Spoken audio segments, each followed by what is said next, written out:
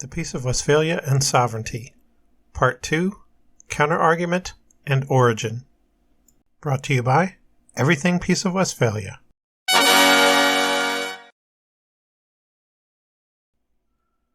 We saw in the last video that there are three reasons commonly used to explain how the Peace of Westphalia established sovereignty: granting religious autonomy to imperial estates, conferring independence on the Netherlands and Switzerland, and by ending the universalist aspirations of the Catholic Church and the Holy Roman Empire. None of these reasons is convincing, but the best way to understand why Westphalia should not be associated with sovereignty is to consider what it actually did do, and that was to make intervening in another state's sovereignty an international norm.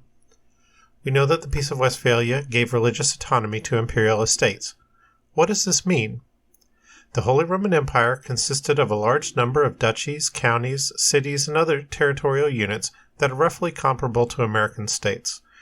Since the Reformation started in 1517, these territories had been divided by religion, leading not only to legal disputes, but to paralyzation of the normal political process in the empire and even to civil war.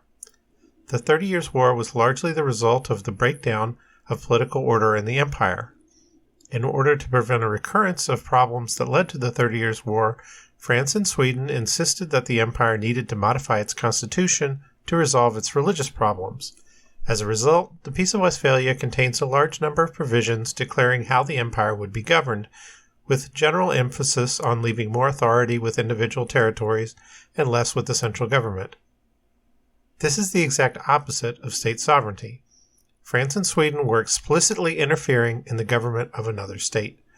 The peace treaties declared that they, quote, shall serve for a perpetual law and established sanction of the empire to be inserted like other fundamental laws and constitutions of the empire in the acts of the next diet of the empire and the imperial capitulation. Moreover, all signatories, including France and Sweden, were required by the treaties to intervene on behalf of any estate whose rights were violated. In other words, the treaties made the subordinate territorial units of the empire into subjects of international law, without, however, making them sovereign states. They remained part of the empire, but they were subject to protection by other sovereign states. If Westphalia were intended to establish sovereignty, the French and Swedes should have declared that the empire's constitution was none of their business, and they just wanted to end the war and acquire territory for themselves. Instead, they did the opposite. Therefore, any argument that the peace established the principle of sovereignty is completely misleading. The peace established the exact opposite of sovereignty by making one state's internal government subject to international law.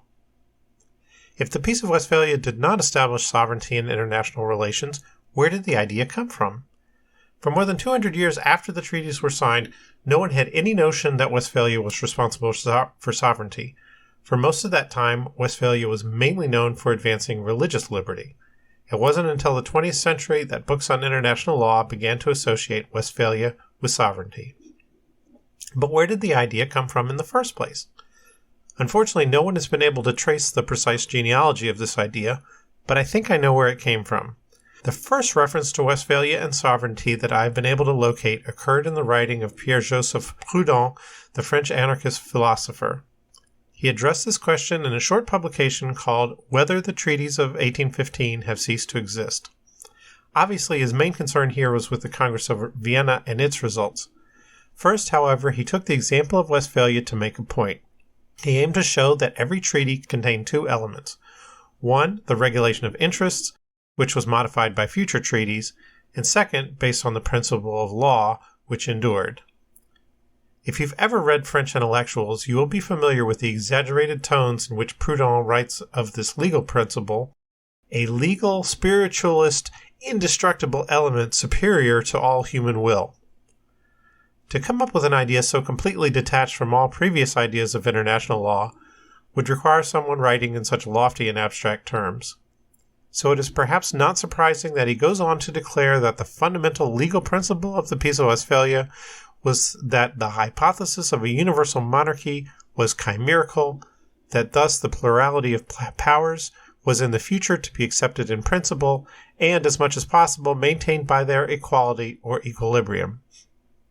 Proudhon's main focus is on the balance of power, which did go on to become a major feature of European diplomacy later in the 17th century. It was barely spoken of, however, and then only in rudimentary terms during the 1640s.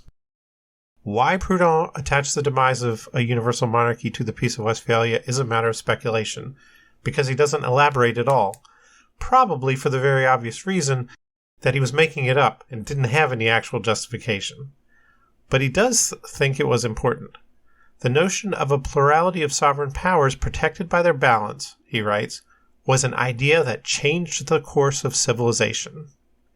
This book was written in the middle of the 19th century, and no one began associating Westphalia with sovereignty for another 50 years. I have not been able to show that the association of Westphalia and sovereignty goes back to Proudhon. However, I think it is a very plausible hypothesis. Sovereignty was so far off the radar for Westphalia, and there is no gradual development of the idea.